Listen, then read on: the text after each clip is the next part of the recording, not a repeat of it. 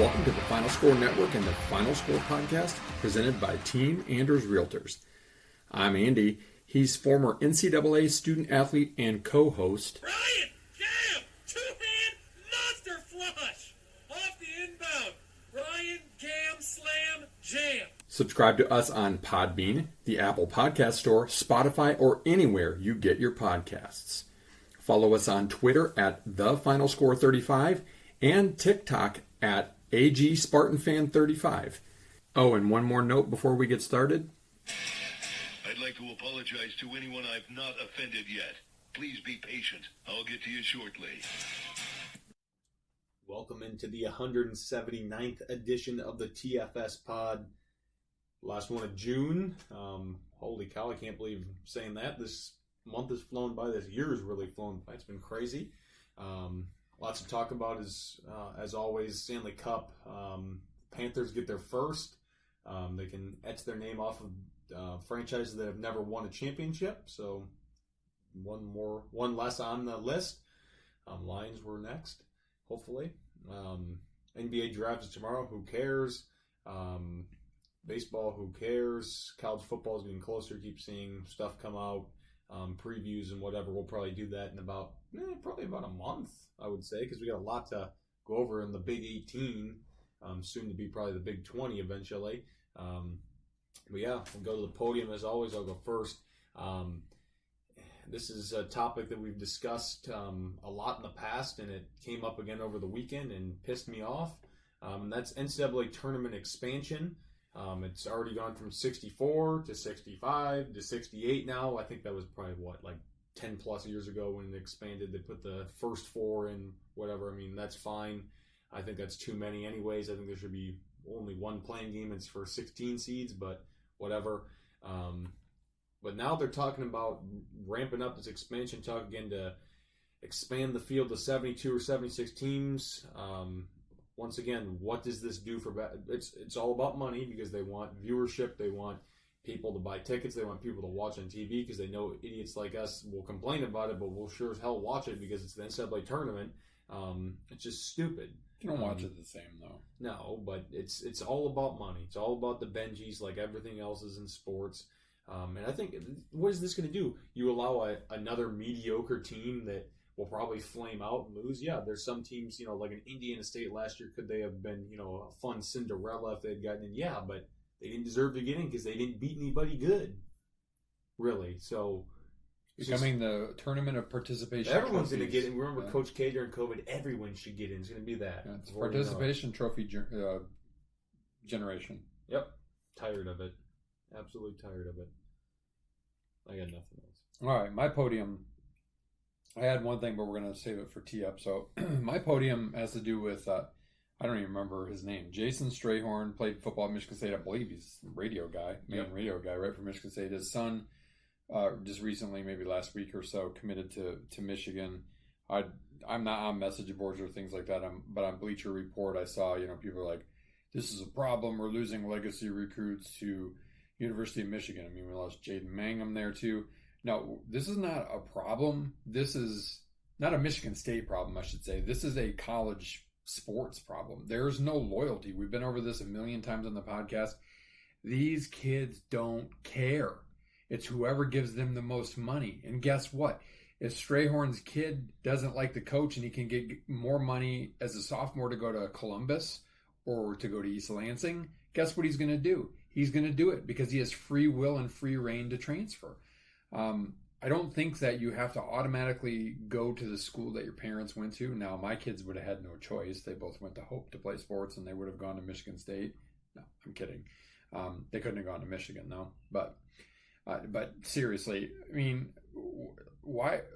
I just want to ask fans, why do you get so bent out of shape? Like, I don't care at all anymore about recruits because I don't count on a recruit being there for more than a season. If they're there for 2, it feels nice. If they're there for 3, I'll get invested. I can think of on very few, fingers how many Michigan State guys that will go down as legacy guys for me that were rental players from Michigan State. K9 really comes to mind for what he did in one season at Michigan State. It's not like is he hopped in the phenomenal. portal afterward because he went to the NFL. Right. He left and went to the NFL. I mean, he came to Michigan State for an opportunity, then he went to the NFL. So be it. If Strayhorn's kid feels like he can do more at Michigan, so be it. Guess what? He's the one who's got to sit at the family dinner and have those conversations when Michigan State gets back to winning ways against Michigan. I don't get why fans care as much, because you're talking to a fan who cares more than probably anybody about my school, except for maybe Chris. And I just don't care about individual players anymore. I care about the name on the front of the jersey. Always have anyway, but I more than ever care about the name on the front of the jersey, and I could give two shits about the name on the back, because the name on the back is never going to stay the same. It's just not. We are past the days where a legacy recruit goes and plays for his dad's alma mater for 4 or 5 seasons. It's never going to happen again. If it does, color it rare, call it a boon, but it's not going to be a sign of the times. That's just this new sign of the times. The new normal is for kids to chase the almighty buck, transfer as many times as they want to get to their dream, which is the less than 1% that go on to play pro sports. Period. There's no more loyalty. So as soon as you as a fan can just be loyal to the name on the jersey, and then hope that the coach and trust that the coaches, can put the right players on the field or on the court, that's what matters. Right. I think that's the message Izzo is saying, as much as that frustrates us during the season when we see other teams, buying into the transfer portal and buying players and bypassing us. As I sit here and I think about it off season when it's not as top of mind, maybe it doesn't bother me as much because I care more about the name on the front, and Tom Izzo is trying to maintain the legacy of the name on the front of the jersey without buying names for the back of the jersey. So Strayhorn, you want to go to Michigan, you deal with that bullshit. That's your choice, dude. You went there. I personally wouldn't want you if you decided to transfer to Michigan State, just like I personally can't stand Mangum that he left. I hope that he never sees the field at Michigan and gets what he deserves, but that was his choice. That's my choice as a fan. And I'm just encouraging you fans to not care about the individual recruits anymore and just care about the product on the field with the name on the front of the jersey, the logo on the helmet. Love that. Echo everything you just said. That's really good stuff. All right, tee up this week. This is a pretty obvious one for just us in general. I mean, it's ridiculous, is what it. I mean, I listened to podcasts. They talked about. I listened to. They're talking about it even on a college sports channel on Monday morning. It's the freaking absolute effing loser protesters at the Travelers Championship in Connecticut over the weekend on the 18th freaking hole. Tournament on the line. Scotty's got to put the win it. Tom Kim's got to put if he doesn't make it. If Scotty doesn't make it, to put it into a playoff. You go ahead. You like yeah. This I mean stuff.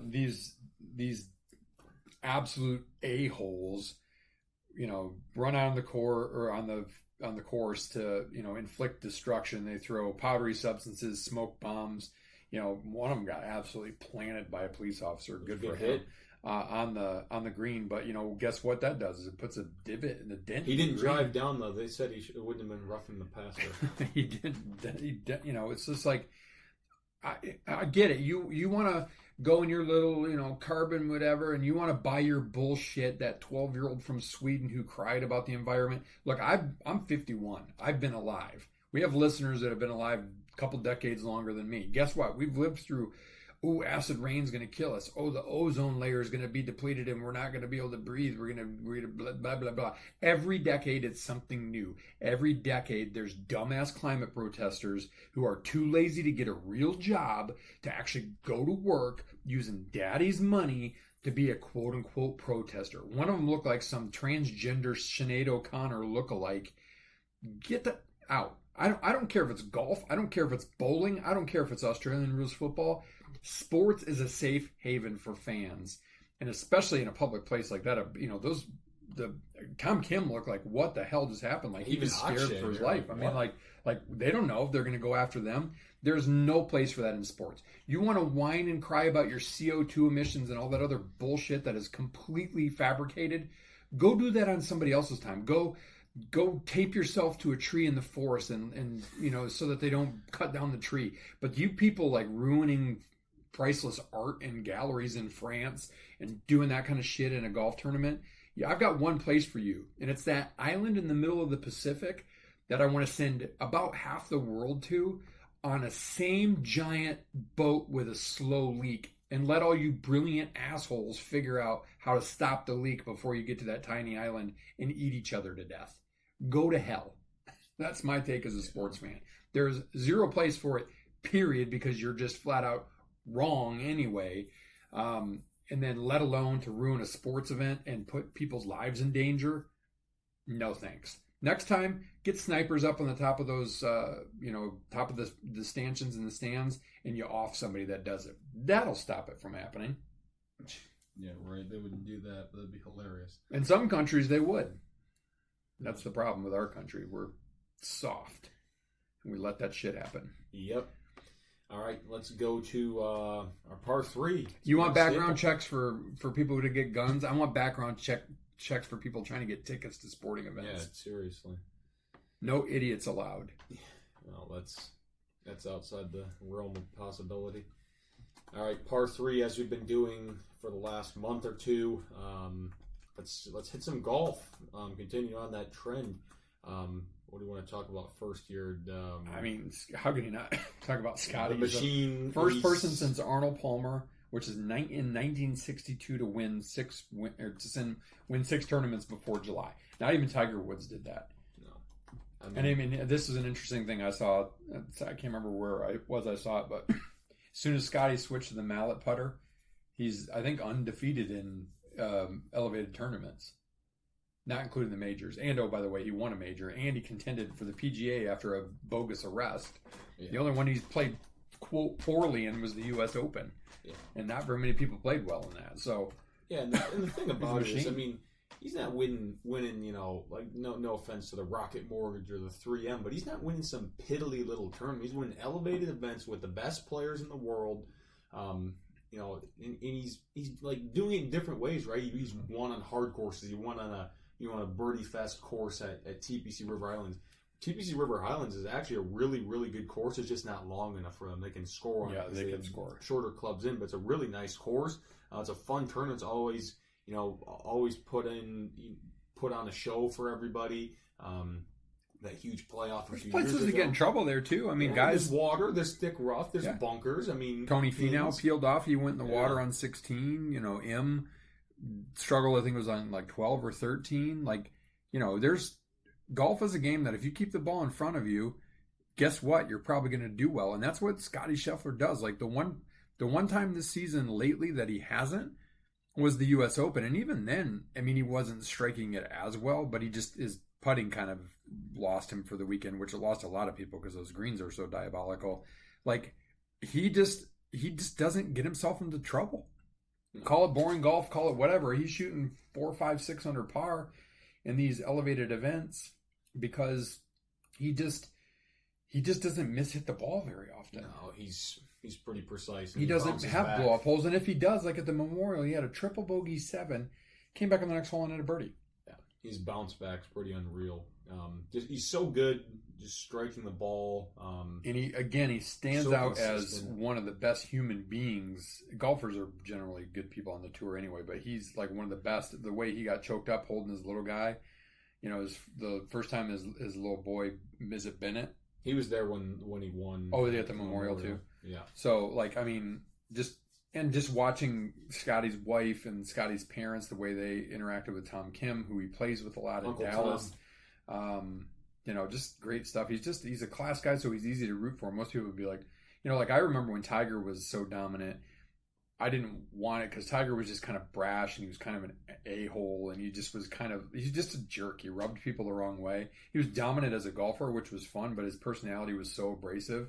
And that's not Scotty at all. So, I don't care if he wins the next 10 tournaments. More power to him. He's fun to watch because he plays golf the way that we all aspire to, which is to keep the ball in front of you and make really good shots and strike the ball really well. I've got nothing against him winning these tournaments. It sounds like he's taking the next 3 weeks off before the Open. Yeah, he's not going to play. It's what is it? The Rocket, Rocket, John Deere, Scottish Open, and then I'm kind of surprised he's not going to play the Scottish Open just as a little bit of a tune-up, but Yeah, look, he doesn't need to from a money perspective. What were we saying the other day? I mean, he's he going to could- win the he could- Comcast business thing. He's going to probably win the FedEx. He's got more points than what, second and third place combined. He's gonna if he wins he could surpass $60 million in on-course earnings in 2024 alone. Scott Verplank, he was a good player, right? Like Yeah, he good. Scheffler's made more in the first 6 months of this year than he made his whole career. That's crazy. And Scheffler's what, 28? I mean, he's young, Yeah. pretty young. And He's hungry. The thing is about Scheffler, I don't know if he's going to be a guy that plays till he's older. I feel like he'll hang it up around 35. He just Be like Bobby Jones. yeah, just wants to be a family man and just hang out and golf. I think he'll hang up when he loses the desire to just win and grind and win. As soon as that starts to wane, then I could see him kind of give it up. But I just don't right now. I think he wouldn't let on to it, but I think he's enjoying the fact that there's nobody that can sniff his jock on the golf course now. He's There's a lot of good players. Like a lot of guys with names were up on that leaderboard. Like you said, Ryan, it's like those elevated events are a who's who. And it's not like he's winning the 3M and he's beating, like Doug Gim and Max Grierson and Tyler Duncan. Right. And that kid from Golf Galaxy who qualified yesterday for the Rocket Mortgage. Did you see that? No. Yeah, this guy, he never even played in a PGA event. He goes to some Monday qualifier, shot a 65 and qualified. Got a heater. He works at the Golf Galaxy in the Detroit area. That's awesome. Good for him. He drank and he chugged 3 beers before his round. I saw that someone did that. He chugged 3 beers before his round to calm his nerves, and he was chugging beers afterwards to calm his nerves while he was waiting. That's awesome. That's Crazy. really cool. But yeah, that was a fun tournament. Really, really big names up there. Tom Kim, I think he's a guy that is going to break through at some point this season, right? I mean, he has to. He's played phenomenal golf. He's like Morikawa. Morikawa again up there. Had a really nice week. Tony's been hanging around the top 10 playing lately. well. Who else played really well? Hoagie again. He's had a really solid year. That was kind of his first tournament. He played well. Cantlay played well the last couple weeks. JT kind of running back and forth. Akshay, I like his game. That dude swings so hard, but he's gonna break himself. He's so skinny. I mean, he's like $130 max. Kim Young, nice 59. I mean, that's pretty cool. I mean, I know it's on a par 70, but still, that 59 is pretty tough to do. 11 birdies, 0 bogeys. I mean, that's pretty special stuff. But yeah, really good week last week. I kind of knew as soon as Scotty's name was creeping up that leaderboard, he's probably going to win, and he's just inevitable. You just wonder what other guys think. It's like Tiger When they see him around, like, oh boy, here we go Here again. we go. Like this guy, you You can't kind mess of get up. him out of their own headspace, maybe a little bit. Can't mess up. That's what my thought process would be. You cannot mess up. Right, because he's not going to make mistakes. He's not really going to do anything stupid to kill himself. But he does it. It's not like he plays conservative. I mean, he's still attacking, but he's attacking in a conservative manner, if that makes sense. Like, he's attacking where he's not going to get in trouble, but he can make a 12-footer for birdie, or have a chance. Right. And he just barely missed a couple birdies coming in. Otherwise, he probably would have won by 2 or 3 strokes, too. So Yeah, he did. He missed a couple by about a foot combined, really. Special player. We're witnessing history. I think he'll get to 8 or 9 wins by the end of the season when it's all said and done. Which is rare air. Yeah, definitely rare air. Did maybe win an Olympic gold medal too. Did you see? Look, I've never watched a whole of a live event. Had a coworker on my team who lives in Nashville go to the Nashville one and sent a video. Bryson kind of high fiving them in the crowd, which is obviously cool. He's kind of the people's person who's carrying the U.S. Open trophy around Broadway and whatever. But did you see the Rahm tirade? With the drone. Yeah, I mean, here's my point. I say, relax, man. You made bank to join that circus, playing in your shorts with your chicken legs out, scrubbing around, playing 54 holes, blah, blah, blah. Start. You sold your soul to the devil, and a drone came close. Freaking deal with it. Look, people talk in the middle of my work all the time. I don't have a fit and a tirade on, national TV about it. Well, sorry, national TV, YouTube or whatever they even broadcast live on CW if they still do it on that. Like, I mean, I have zero sympathy for you. Golf, right in front of a sign that says golf but louder. Like, it's a drone. And we had this conversation a couple weeks ago because Bob McIntyre was mad about the drone coverage. Like, dude, that's part of being a professional and that's part of your job. And I'm telling you what, I get it, the concentration factor. But if you can't concentrate that a buzz from a drone makes you blame your double cross to the left, into the water on it, like, then take your 1.5-year-olds out and play golf with them like I did. Like, nothing should bother you, in my opinion, as a professional on the golf course. It's like the old mid-1990s when Brian Greasy would whine to the refs at Michigan that it was too loud in the stadium for him to hear his play calls, and the refs would shush the fans. Like, can you even imagine that? Like, that's what fans are there for. If you don't want noise, go play by yourself at a Muni on a Sunday.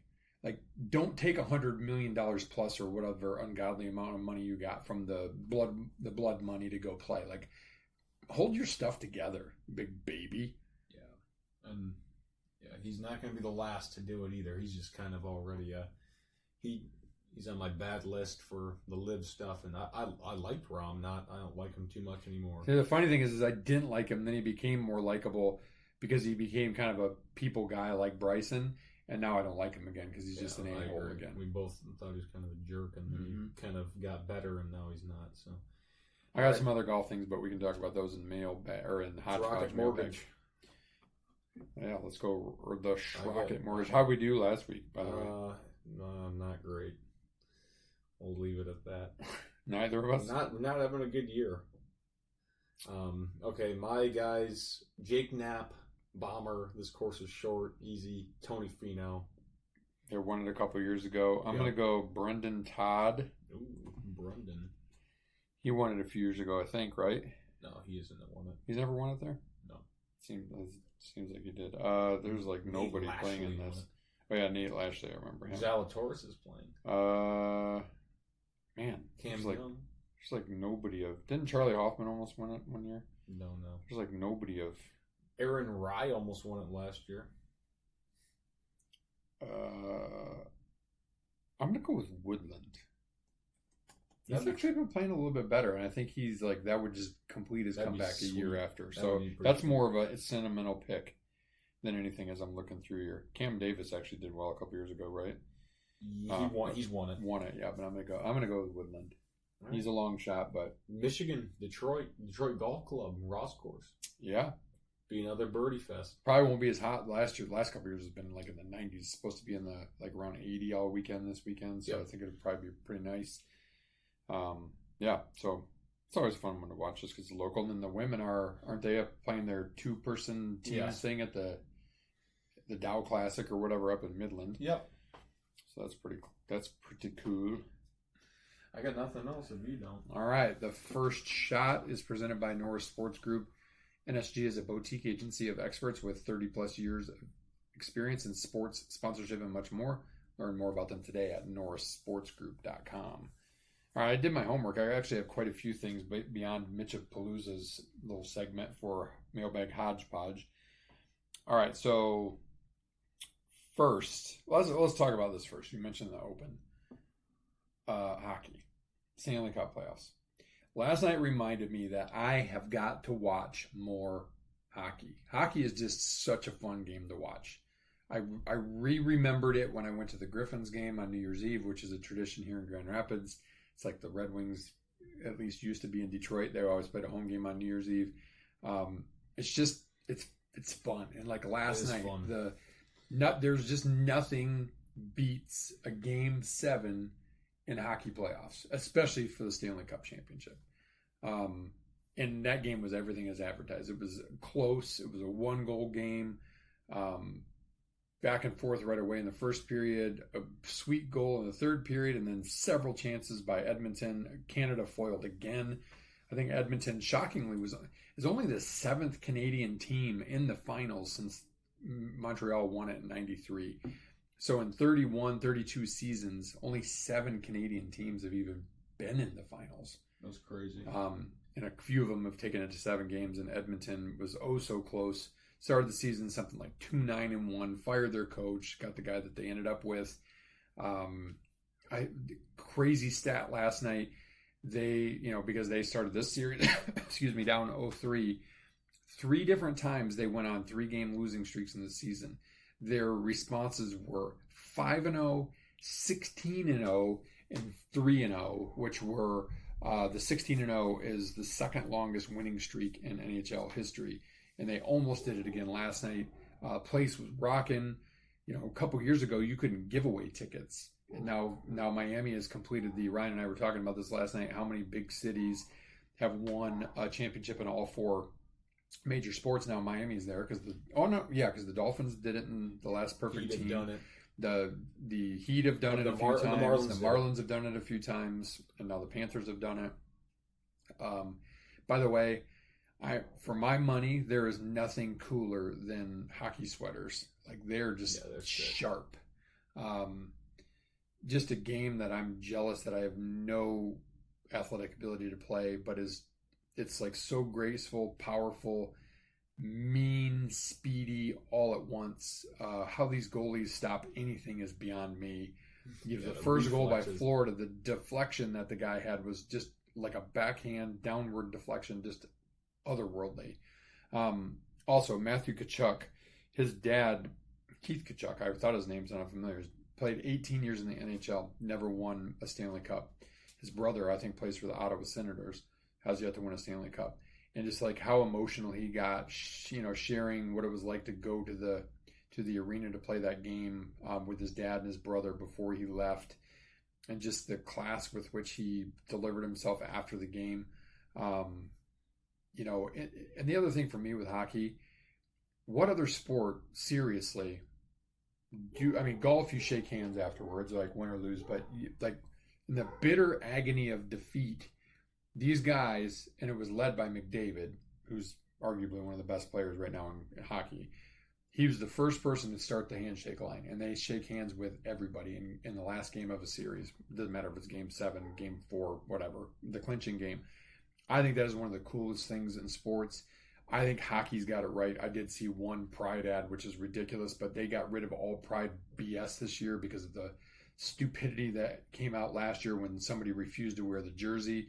Like, they do it right. It's a little bit more niche, I get it, but the rest of the sports, NFL's on its own plane, I guess, to an extent, but MLB, NBA, WNBA, whatever, soccer, you need to look at how hockey does it. Hockey does it the right way. Yeah, it's great. There's nothing better than playoff hockey. There just isn't. And I mean, it was just such a phenomenal game, too. And like I said, maybe because we don't have Bally's anymore, and so you can't watch the Red Wings as regularly, but I got to get back into watching more hockey. It was fun watching Michigan State bounce back and be good this year, too. So, all right, let's see. Let's get to some Mitchapalooza. Then I've got a couple of questions up my sleeve as well for Ryan. All right. Speaking of hockey, Mitch says, opinion. A Stanley Cup final game 7 is the best championship event in sports, better than the Super Bowl, MLB, and NBA game 7s. Agree? Yes. I agree. And very rarely are they blowouts, which I think is amazing. Mitch's second question, would you rather be on the field celebrating with the team for an MSU football or basketball national championship or a Detroit pro team championship? Ooh, probably Detroit, honestly. That would be, I feel like the Lions won, it would be absolute mayhem. Yeah, it's a close one for me, but I would go Michigan State football. Obviously, I've not been on the court, but I've seen Michigan State basketball win 2 championships in my life. Have not seen Michigan State football win one. While the Lions would be great, I'm much more of a long-term diehard Spartans fan. So to be on the field when Jonathan Smith and the boys host the Coach's Trophy, I don't know, it's the Dr. Pepper Trophy now, but that would be it for me.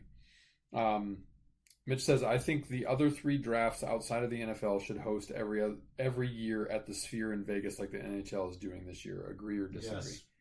Yes, that's cool. Such a cool venue. I don't know if you can get, obviously you can't get 300,000 fans in there like they did in Detroit, but I don't think that many fans care, right? NBA or yeah, right.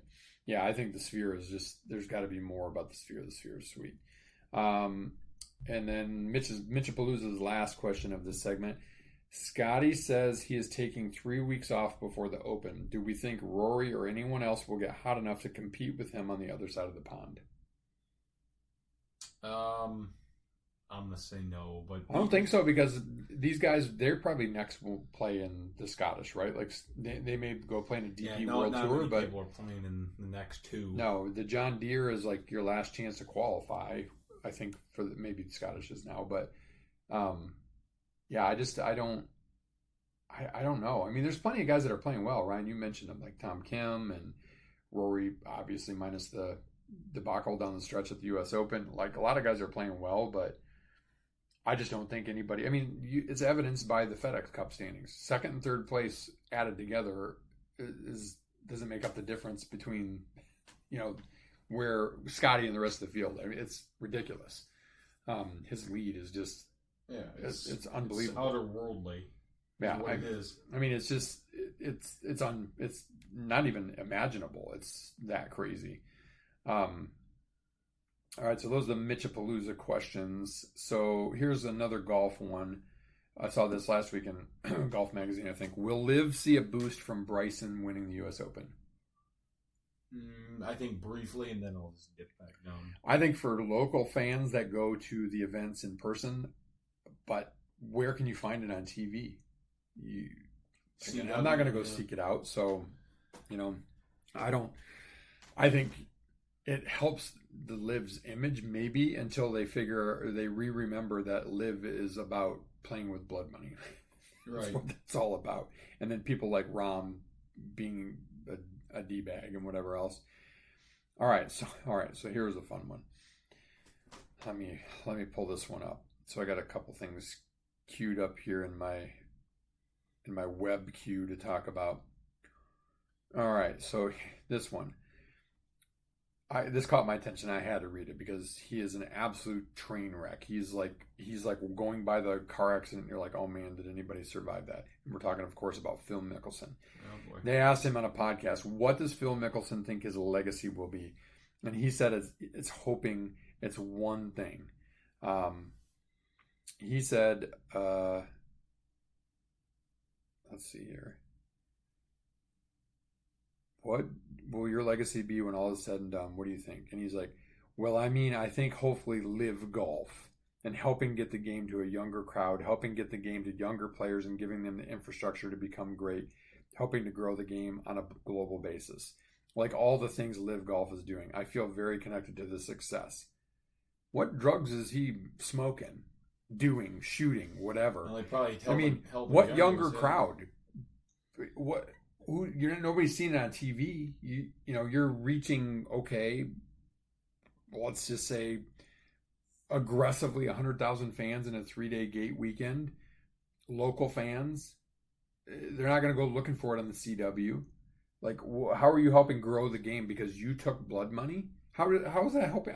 That argument will never stand and hold water for me. Is like, how are you helping grow the game? Because in what he goes on to talk about how it's because of his moves that the PGA had to make a move to make it, so that it was more lucrative for players. That doesn't grow the game, Phil. That grows the game for the pros that play it, but it doesn't grow the game in the way that you claim that it grows the game. It's just like, it did not surprise me to see that, but like I just had to call that out because he's just such an idiot. So that was one golf thing. Here was kind of a cool one I saw. Did you see a couple weeks ago, Ryan, Golf Digest did like the top 100 greatest golf holes? Yeah, I never got to click on it because did it let you do it? Yeah, I looked at it today. There's only 2 of the 100 holes that I've played. Really? And number 40, and that we've played. So number 45, a lot of them are like winged foot. A lot of them are major. What's the Pine Valley? Like nobody's ever going to play there, or Augusta. A lot of, Bandon Dunes, Sand Hills, Pacific cool. Dunes, Sheep Ranch, and that kind of stuff. I'm just kind of quickly scrolling through. So out of all the holes that we've played golf, Ryan, what do you think that we've played together? What one do you think would be in the top 100? Something at Oakland Hills, I would think. No Oakland Hills. Really? Not even 17 at Oakland Hills? Mm-mm. That's a great Unless hole. I missed it, not that I saw, and I was looking through it pretty closely. Something. Let's go Arcadia number 12. Nope. Is Not there anything there. from Arcadia? Nope. Nothing from Michigan that I saw. Harbor Town number 18. Yep, number 45. And then the only other... Well, let me think. Not in Michigan? No. A lot of Pebble, Cypress, Cypress. Number 1, Augusta National. I don't know. Oakmont, what's the other Sand one? Hills, Somerset Hills. What's the other hole? Oh, the older one, I'm just getting to it. Hold on a second. It's number 16. So, and I've played it, and it is spectacular. Well, that means I probably haven't. No, you have not. Mauna Kea, third Oh, hole that par in 3? Waimea, Hawaii. That's over the water. It's from the tips. It's 272 over water. There's a picture of it. Yeah, I remember you taking a picture of that. Yeah, That's it's phenomenal. freaking special. The number 1, let me get to it here a second, was, and again, I might have scrolled through too fast and I might have missed a couple of obvious ones, but number 1 is Cypress Point 16th hole at Pebble Beach. That is amazing. Number 2 was Pebble Beach 8th hole, which is the shorty par 3. No, the Canyon par 4, like where Spieth almost fell into Seven's the hole before that. Yeah. And then number 3 was Pine Valley, par 3. Yeah, because I'll definitely get to play there. Number 4, Fisher's Island. Yeah, Bethpage. There's some public courses in here. Yeah. Pikewood National in Morgantown, West Virginia. That's a pretty cool looking hole. Oh, I'm looking at big old dog leg. These are sweet. Pebble Beach, Marion, number 7, Pine Valley, number 8, the Riviera, number 9, Pacific Dunes, number 10. So anyway, I just thought that was interesting to kind of look through there because we played some pretty good courses. I'm surprised there's nothing in Arcadia. Yeah, I know. And I mean, there's some great courses in Michigan too. So that was, let's see, that was another, mailbag. All right, let's see. I thought this was kind of funny. Cam Young admitted, Ryan, you could relate to this, that when the day before he shot his 59, he just went to the range trying to make solid contact in 3 shots in a row. Like, he left the range that day just like, please just make enough to make the cut. And he shot a 59. That's awesome. Good for him.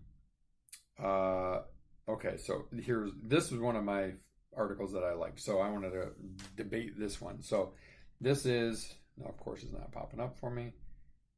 Come on. Oh, it's searching. That's why. It's the 13, while it comes up, most egregious things that are etiquette. I think it's 13 most egregious etiquette breaches in golf, according to the people who play golf. Okay. And I am struggling to get this to come up. So we'll skip it for now because the article won't come up and I didn't save it. Let's see, what was another one that I wanted to go? I think that was the last one. So hopefully I could get it to come up. But you can imagine some of them are like, and I can't quote them in order since this won't pop up. It's things like, not fixing ball marks, driving recklessly, or breaking traps and things like that. Yeah. What people wear on the golf course, taking a wee in bird's eye view of what's going on. Like, those are some of the things that were on the list. I didn't see anything that stood out to me as, no, that's not true. I thought that was kind of interesting. It was fun. I saw this one a couple weeks ago. We might have talked about this. 4,000 golfers said the most annoying habit in golf. What do you think it would be? Slow play. But like something like 63% of respondents describe themselves as fast players, and only 36% say they play at a moderate pace. So only 1% say they play slow, but they hate slow play. Where's the slow play coming from? Self-awareness here, fellas. And I still can't ladies. Get that. Yeah, I can't get the egregious. Although I will admit, we thought that the 4 ladies that were playing 9 holes in front of us on Sunday at the local Muni were going to be the ones that held us up. And for some reason, the pro shop tucked a group in a 5-minute increment, which is dumb, and then they let them go behind us instead of in front of us. And it turns out it wasn't the ladies, it was the drunks in front of them who literally would wait on every tee box for 10, 12 minutes playing grab ass before they would tee off. That's the stuff that's frustrating. Like, you want to be drunk and be a fool and play like crap. I don't care, but play bad fast. Right. Like the guys that we played with said. So. Yep, that's right. Kind of bummed that this article won't come up because there's some good That's stuff okay. in here. But you got anything else for Nope. mailbag? All right. We can bracket. Yeah, we'll move to brackets. So Ryan sent me this one. We got a couple of these. If anybody else has any good brackets, let us know. Try not to rehash any of the ones we've done over the years. It gets kind of hard because we've done, almost 180 of these now. But not every one of them we have a bracket, but it's a very popular summer thing. So kind of staying on the music kick, since we did, the playlist, which again is available on Amazon Music, the TFS Pod Summer Playlist. This is the What is the Best One-Hit Wonder Song? This is according to the bracket, which is what? I don't even know how to say this guy. Nick Tarani, Chea Clemmer, Robbie Fox, Mincy, and I don't even know how to say the other guy's name. So these guys make this up. It's from Barstool. From Barstool. Okay, so these are 1 through 16 brackets. So we'll play it out. All right. So number 1 seed, they had "Come On Eileen" against 16 seed "You're Beautiful," which I don't even know. James Blunt. Oh, James Blunt. Yeah, definitely "Come On Eileen." Yeah, "Come On Eileen." Great song. No question. Popular in the movie Tommy Boy. Yep. Playing the winner of number 8, Mambo number 5 versus number 9, "Your Love." I don't even know what that is. Mambo number 5 is a great song. Number 4, "No Rain." That's from my college genre. Who sings that? Daub would know because he's No like Rain. I'm looking yeah. this up. No Rain. No Rain. It's kind of a funny video. Blind Melon. There you go. Against this is way underseeded. Number 13, Ice Ice Baby. Ice Ice Baby. Oh, it's Ice Ice Baby all the way. Number 5, Stacy's Mom against number 12, My Sharona. That's actually a tough little. Stacy's Mom. Good. Two good songs of The Knack. I got to go with My Sharona because a 12 always beats a 5. All right, so on that side, "Come On Eileen" versus Mambo number 5. Mambo number 5. That's from That's your song. 1999. I'm going "Come On Eileen," and then Ice Ice Baby against Stacy's Mom for you.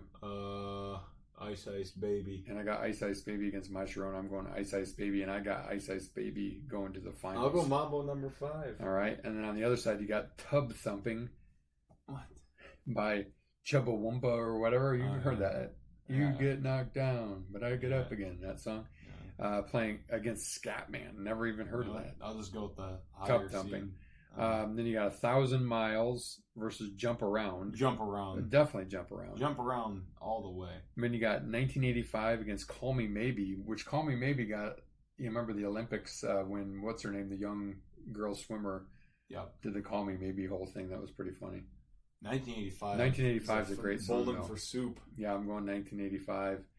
And then Teenage Dirtbag versus Who Let the Dogs Out. I don't know what Teenage Dirtbag is. Wait, let me look at this. I'm going Who Let the Dogs I Out. think Teenage Dirtbag is by Wheatus. I don't know what that is. Never even I'll heard go of Who that. Let the Dog Who Let the Dogs Out against 1985.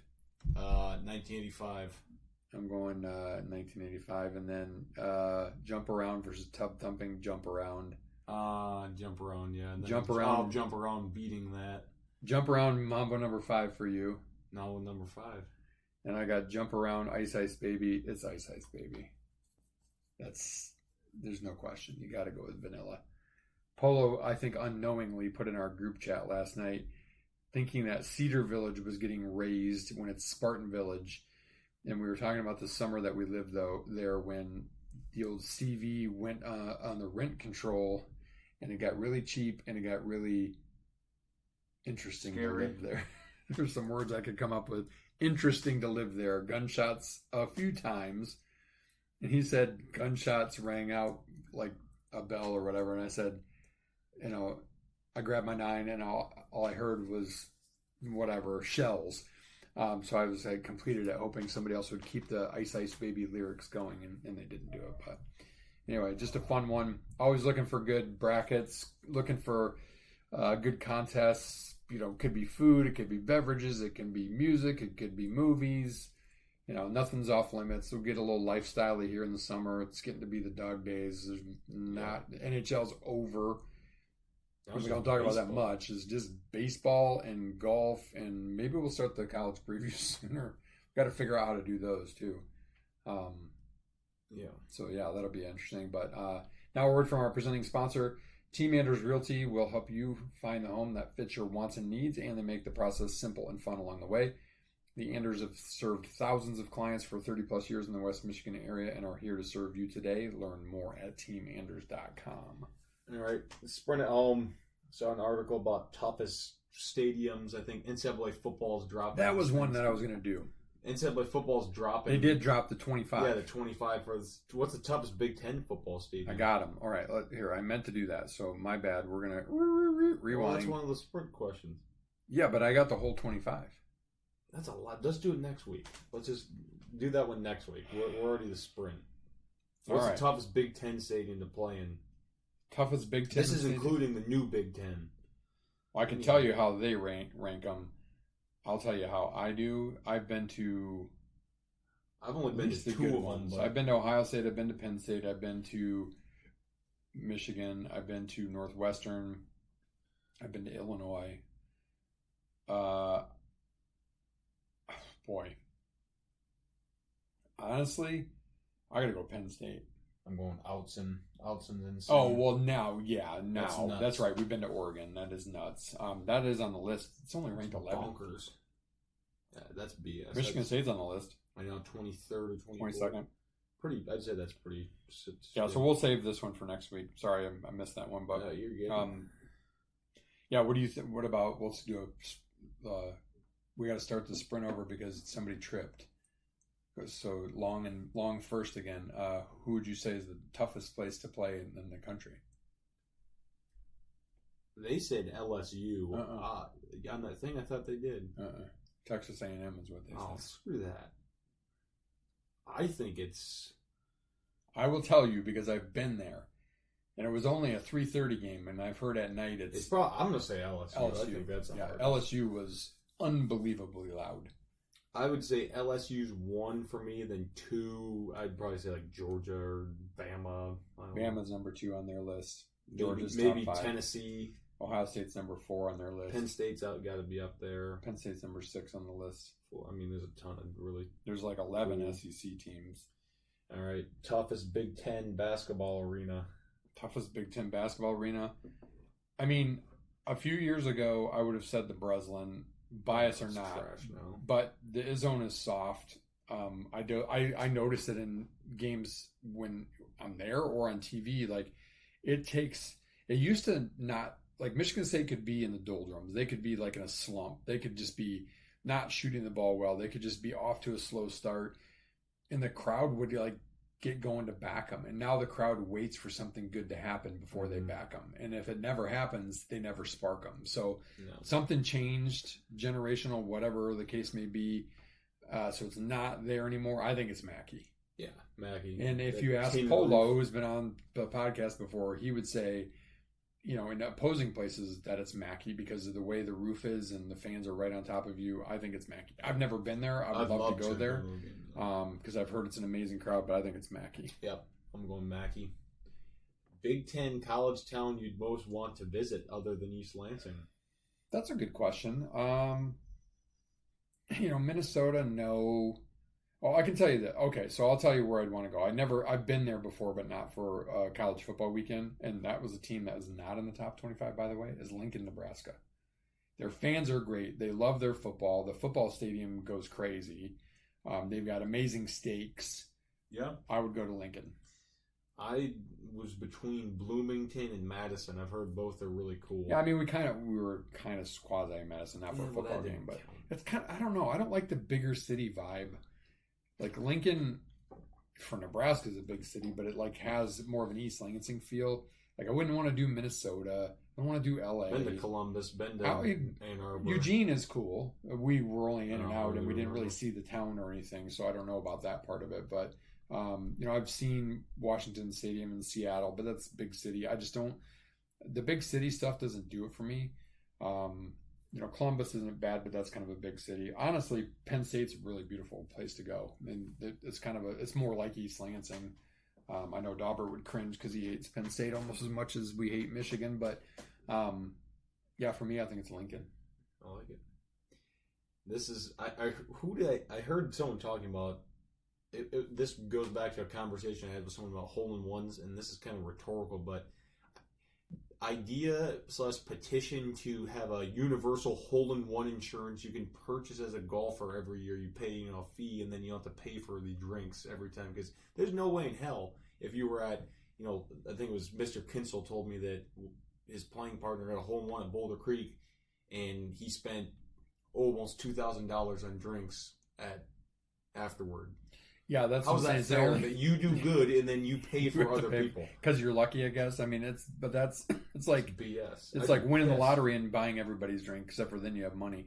Oh, I will tell you. So at Blythefield, when we were there, you had to buy it, right? No, you didn't have to, but you could. But if you did, you were protected because it was $5. There's $5 for every hole in one. So every time somebody got a hole in one, it went back to $5. Because what would happen is the pot basically would go to the person who had the hole in one to cover their costs. Like Uncle Tom had one at Blythefield, but it was during the Invitational, so drinks were free.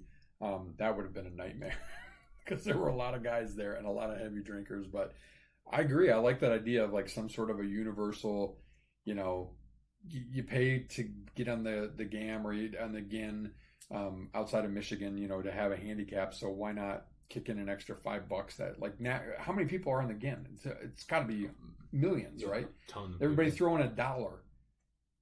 Right. And then, like divvy it up evenly or by percentage of the states who have people on GIN. And then when there's hole-in-ones, it goes, I mean, you'd more than easily cover it. I got to imagine. Yeah. Chris, do the math on that. You're an operations guy. Tell me if that's feasible. $1 a guy I think it's who gets feasible. a handicap a year that goes into a pot that gets split by percentage by state.